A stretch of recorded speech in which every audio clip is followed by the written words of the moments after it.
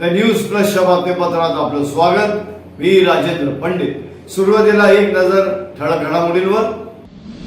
उद्घाटन करणाऱ्यांचा काय दोष, कंत्राटदाराला जेलमध्ये घाला.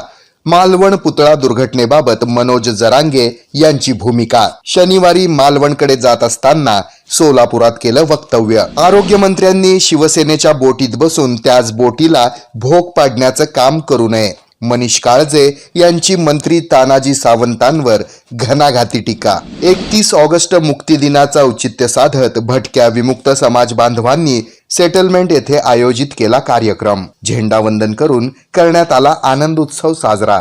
आणि शालेय विद्यार्थ्यांच्या सुरक्षेसाठी तसंच पोलिसांबाबत त्यांच्यात आत्मीयता निर्माण करण्यासाठी पोलीस आयुक्तालयाचा विशेष उपक्रम पोलीस काका आणि पोलीस दीदी उपक्रमाच्या अंतर्गत देण्यात आलं प्रशिक्षण.